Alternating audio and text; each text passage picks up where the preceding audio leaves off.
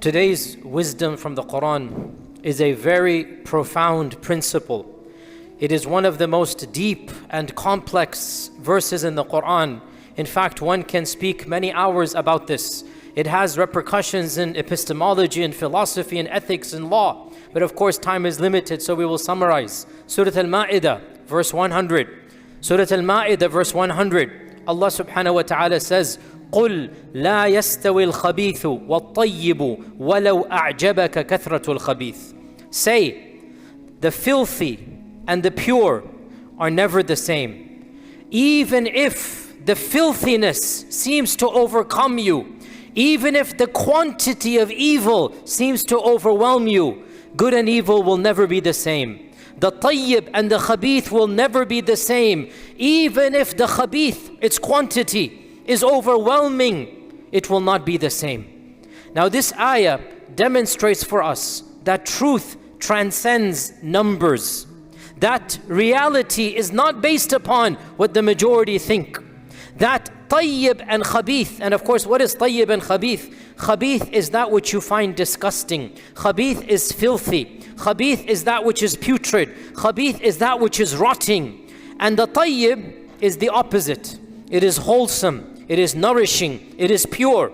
So Allah says the khabith and the tayyib are never the same. Even if the quantity of khubth in the earth, even if the sheer volume of filth is gonna overwhelm you, it doesn't change. Truth and falsehood will be distinct from one another.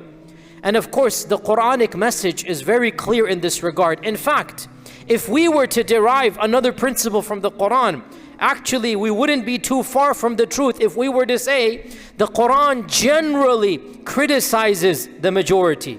Allah says in the Quran, وَمَا أَكْثَرُ النَّاسِ وَلَوْ حَرَصْتَ بِمُؤْمِنِينَ. The majority of mankind are not going to believe. Allah says, وَلَتَجِنَّ أَكْثَرَهُمْ فَاسِقِينَ. The majority of them are going to be fasiqeen. Allah subhanahu wa ta'ala says that وَكَثِيرٌ مِّنْهُمْ فَاسِقُونَ. Most of them are fasiqun. So the Quran typically criticizes the majority. And Allah says the believers are the minority. وَقَلِيلٌ مِّنْ عِبَادِيَ الشَّكُورِ. Few of my servants are going to be shakur. وَقَلِيلٌ مِّنَ الْآخِرِينَ. Few of the later people are going to be pious and righteous. And this ayah, the khabith and the tayyib are not the same. Even if the khubth is overwhelming, it underscores this point. So to give you some examples, the khabith and tayyib is not the same when it comes to belief. Iman in Allah is pure. Iman in Allah is tayyib. It is the height of being tayyib. Even if the majority of the world rejects Allah, even if agnosticism and atheism has become the norm, it doesn't change the fact that Iman is pure and kufr is impure. Another reality is with regards to actions and deeds. Prayer is pure. Virtuous is to give charity. Fasting is tayyib. And the opposite, Allah calls gambling filth. Allah calls alcohol filth. Allah calls intercourse outside of marriage filth. In fact, one of the verses in the Quran literally mentions the same verse, the same noun of khabith when it comes to the people of Qawm Lut. Allah says, وَنَجَّيْنَاهُ مِنَ الْقَرْيَةِ الَّتِي كَانَتْ تَعْمَلُ الْخَبَائِثِ.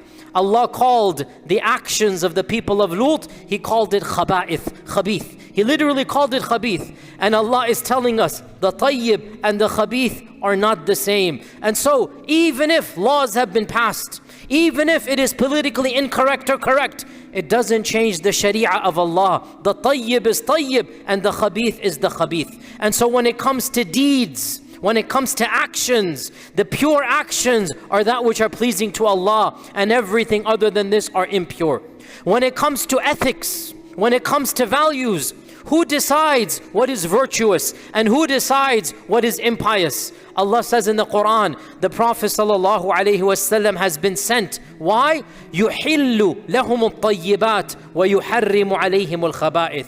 He has been sent to preach and make halal the pure and to make the khabith impure. So the Sharia tells us what is filthy, and the Sharia tells us what is pure. The Sharia has come to distinguish. By the way, there's a very interesting point here, and that is What if we didn't know the Sharia? What if before the Sharia comes down, does this mean we don't know that murder is khabith? That Qawm Lut actions are khabith? No. Listen to the ayah. يُحِلُّ لَهُمُ الطَّيِّبَاتِ وَيُحَرِّمُ عَلَيْهِمُ الْخَبَائِثِ. The tayyib is tayyib even before Allah revealed the revelation. And the khabith is khabith even before Allah revealed the revelation. So, murder is evil. Even if you didn't know of a sharia, murder is going to be evil. Taking care of your elderly parents is a virtue, even if the sharia hasn't told you it's a virtue. But what the sharia comes, it teaches you what you know to be true. And in case your fitrah has been corrupted, in case you don't know the truth, the sharia will teach you the truth. Sometimes society has gone corrupt. Sometimes khabith and tayyib you don't know because your society has switched the two. Racism was considered to be normal for the bulk of human history. The notion that one race is better than another, the notion that one group of people is better than the other, this was the default in all of society until Allah revealed the Sharia. And the Prophet ﷺ said, all of you are equal, all of you are from the sons of Adam, and all of you are from dust. Adam came from dust. So the Sharia taught us tayyib and khabith. Even though before the Sharia came, if you really thought, you would understand this point. But without the Sharia, who's going to judge? So, point number 3, ethics, virtue, the Sharia teaches us. Point number 4, khabith and tayyib, when it comes to eating and drinking. The Sharia has made the tayyib halal and the khabith haram. Allah says in the Quran, Ya ayyuha rusulu kulu min at-tayyibat. O prophets, eat the tayyibat. And Allah subhanahu wa ta'ala says, Kulu min tayyibati ma razaqnakum. Eat from the tayyib of what we have given you. So the Sharia has come to teach us what is tayyib and khabith when it comes to food and drink. And the final point we'll mention for today, tayyib and khabith when it comes to our rizq. What is haram to earn, what is halal to earn, what is filthy to earn, what is pure to earn, and what is impure to earn. The Sharia has come. One of our scholars of the past, Hassan al-Basri, he said, if I were to give one coin that I have earned from pure money in sadaqah, it is more beloved to me than 100,000 gold coins that have some filth in them. One pure coin. One coin that I know is halal, if I give it for the sake of Allah, it is more beloved to me than 100,000 gold coins. I don't know, some haram and halal mixed in it, I don't want that. So the Sharia has come to encourage tayyib in our earning as well. Even if everybody's involved in riba, everybody's involved in haram, everybody's involved in cheating, it doesn't matter. لا يستوي الخبيث والطيب ولو أعجبك كثرة الخبيث. This ayah is a marker for us. It is a litmus test for us when it comes to our beliefs, when it comes to our actions, when it comes to our ethics and values, when it comes to our food and drink, when it comes to our source of income. It doesn't matter what the society is doing. It doesn't matter what the majority are doing. The majority could be right, could be wrong. Frankly, most of the time, the majority are wrong. The Sharia has come to teach us what is tayyib and what is khabith. And with that knowledge, we then base our actions on it. I conclude by mentioning a tafsir of Ibn Abbas to this ayah.